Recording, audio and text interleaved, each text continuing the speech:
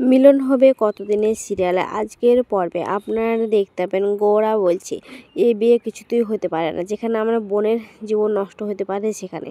তখন ইলা বলে না, যেখানে ভালোবাসা সহায় থাকে, যেখানে ভালোবাসে কাউকে বিয়ে করে, সেখানে সেই বিয়েতে কখনো তার ধ্বংস হতে পারে না তার জীবনটা, তাই বলে। তখন গোরা বলে শোন মেঘ, তুই চল আমার সঙ্গে, তোকে এখনই নিয়ে আমি চলে যাব।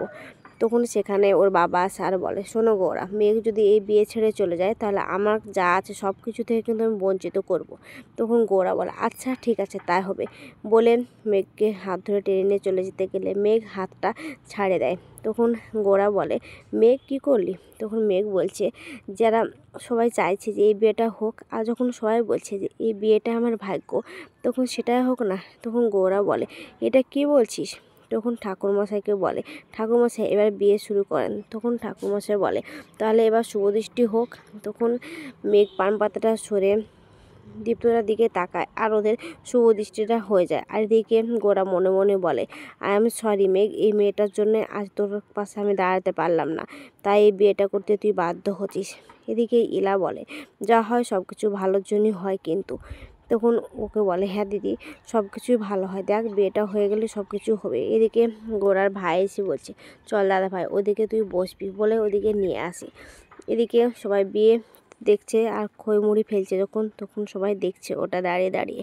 আর গোরা মনে মনে বলছে আমি কিছুই করতে পারলাম না এই বিয়েতে, এসব ভাবতে থাকছে।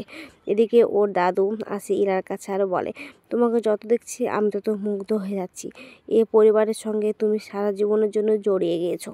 তবে একটা কথা বলি, তোমার জন্যই কিন্তু সব কিছু হলো, এসব বলে। তখন ও বলে হ্যাঁ আমার দিদি তো জিনিয়াস, যেখানে যায় সেখানে সব কিছু ঠিক করে দেয়। আর তখন বলে দিদি লাভাতে কী করে বরফ দিয়ে ঠান্ডা করা হয় জানিস? তখন ইলা বলে মানে? তো হ্যাঁ দেখ না, পিসমণি আর মা অনেকবার ফোন করেছে, 50বারের উপরে, আমরা কিন্তু কেউ ফোনটা ধরিনি। তখন ইলা বলে দাদু আমাকে এখনই এই মুহূর্তে বাড়ি যেতে হবে। তখন ওর দাদু বলে বাড়ি যেতে হবে বললেই হবে? আমাদের বাড়িতে কোনো অতিথি এসে না খেয়ে যায় না। তখন বলে না গো দাদু, পরে এসে একদিন খেয়ে যাবো বলে চলে যেতে গেলে গোড়া পা বেঁধে ফেলে দেয় ইলাকে। আর তখন ওকে ধরে নেয় কোলে। তখন বলে আমি জানি আমি সুন্দরী, এর আগেও তো বলেছি আমার একটা বয়ফ্রেন্ড আছে। তখন গোরা ইলাকে ফেলে দেয়। আর তখন বলে সারা জীবনের মতো কেউ যদি আমার শত্রু হয়ে থাকে সেটা হচ্ছে আপনি, এটা মাথায় রাখুন। অন্যদিকে দেখা যায় যে ইলার বিয়ের মানুষ এসেছে। আর তখন বারবার করে বলছে যে সরলা কই, ইলা তো এখনও আসলো না, কতক্ষণ লাগবে ওর আসতে।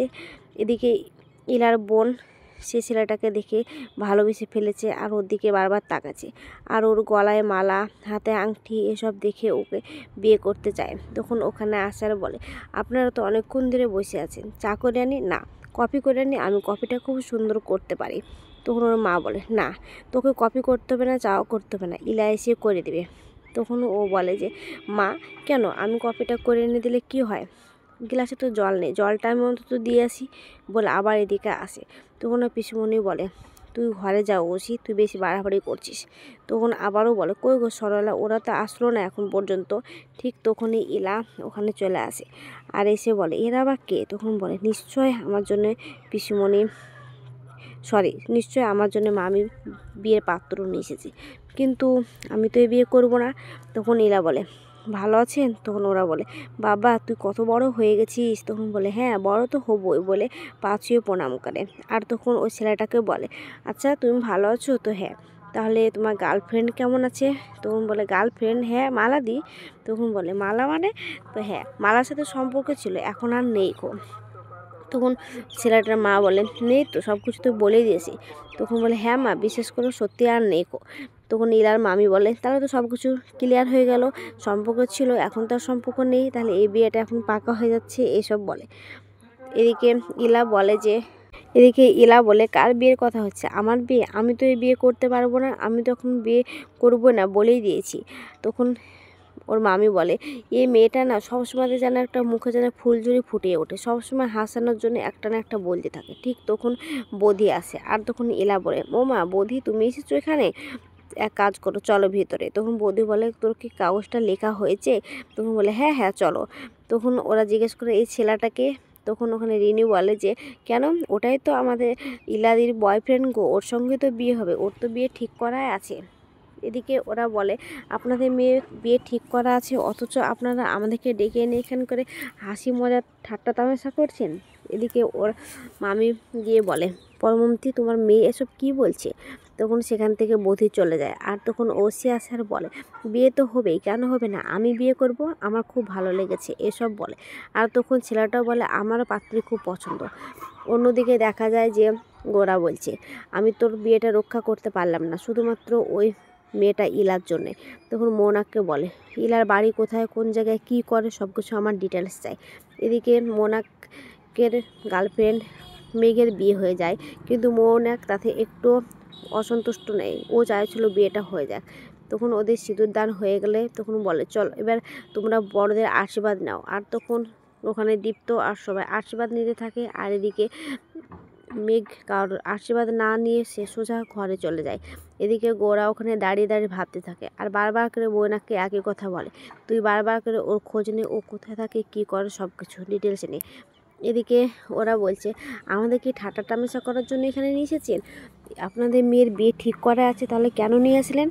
তখন ইলার মা গিয়ে ওসিকে বলে ওসি তুই এটা কী বলছিস। তো হ্যাঁ মা, তাছাড়া কিছু করার আছে নাকি, তোমার বড় মেয়ে তো বিয়ে করবে না, ও তো বধির জন্য পাগল, তাহলে এখন একমাত্র আমি আছি। তখন আশারে বলে আন্টি আমিও কিন্তু ইলার থেকে কম পড়াশোনা জানি না, কাছাকাছি। তখন মেয়েটা জিজ্ঞেস করে তুমি কতদূর পড়াশোনা করেছো মা। তো এই তো এবার ফাইনাল ইয়ার দেব, ফাইনাল ইয়ার দেওয়া হয়ে গেলে কিন্তু আমি একটা চাকরি পাবো। এদিকে ইলা আর রিনি বলে কি মিথ্যে ঢপ মারছে, এসব কথা বলতে থাকে। তখন বলে আচ্ছা ঠিক আছে, কিন্তু আমারও তোমাকে সত্যি খুব সুন্দর পছন্দ হয়েছে, তুমি সত্যি খুব মিষ্টি। এদিকে ছেলেটাও বলে হ্যাঁ আমারও তোমাকে খুব পছন্দ হয়েছে। তখন পৈমন্তী সরলাকে বলে এটা কি হচ্ছে রে। তখন বলে হ্যাঁ যা হোক ভালোর জন্যই হয়, কিন্তু আমার তো বড় মেয়ের বিয়ে ঠিক করাই আছে, ছোটো মেয়ের বিয়েটাও হয়ে গেল। তখন ছেলেটার বাবা বলে যে কি তাহলে আমরা সব কিছু টাকা পয়সা পাওনাদারের কথা মিটমাট করি। তখন ইলা বলে কি বলছেন আপনারা। তখন পৈমন্তী বলে তোরা ঘরে যা আর গিয়ে জামা চেঞ্জ কর। তখন ইলা রিনি সেখান থেকে চলে গেলে ইলা রিনিকে বলে তুই সবসময় চোখ কান খোলা রাখবি, কে কী করছে দেখ। এদিকে ঐশী ওর হবু স্বামীকে নিয়ে ঘরের দিকে গেলে আর সেখানে গিয়ে জিজ্ঞাসা করে যে আচ্ছা আপনার কি পছন্দ, গান বাজনা কিছু। তখন বলে নাচ করতে ভালোবাসি। এদিকে রিনি চুপি চুপি কথাটা শুনে বলে হ্যাঁ নাচ করতে ভালোবাসে, আর সবাইকে নাচাতেও ভালোবাসে। তখন ঐশী জিজ্ঞেস করে আচ্ছা আপনি যে চাকরি করেন তাতে আপনি কত টাকা করে পান। তখন ছেলেটা বলে আমি বছরে 17 লাখ টাকা পাই। সেই কথাটা শুনে ঐশী মাথা ঘুরে পড়ে যেতে গেলে অমনি ছেলেটা ওকে ধরে নেয়। আর তখন বলে কি হলো, তো না কিছু হয়নি, এমনি বলছি। এদিকে ওরা বলে টাকা পয়সা লেনদেনের কথা তুলে। তখন ইলার মা বলে এত টাকা পয়সা আমরা কোথায় পাবো। তখন ছেলেটার বাবা বলে যা করে হোক না কেন আপনাকে তো দিতেই হবে, আমরা ওপরে ঘর করেছি, সেখানে একটা আলমারি আর শোকেস দিবেন, আর মেয়েকে গা ভর্তি সোনা তো দিবেনই আপনারা, আর তাছাড়া 10 লাখ টাকা তো আপনাকে দিতেই হবে, এটা তো এখনকার বাজেট নাকি। তখন ইলা বলে আপনারা এসব কী বলছেন। আগাম পর্বে দেখতে পেন ইলাকে বলে ওসি শোন তোর বৌদি না তোকে কখনো ভালোবাসে না, আর তোকে কখনো বিয়েও করবে না। অন্যদিকে গোরার বোন মেঘাকে বলছে মেঘ তুই একদম চিন্তা করিস না, ওই মেয়েটার জন্য তোর জীবন নষ্ট হয়েছে, তো ওই মেয়েটার জীবনটা আমি ধ্বংস করে দেবো এ বলে। এদিকে ইলা ভাবে সবার জীবন তো আমি জুড়ে দিই, কিন্তু আমার জীবন কি কখনো জুড়বে না, আমার জীবনে রাজপুত্র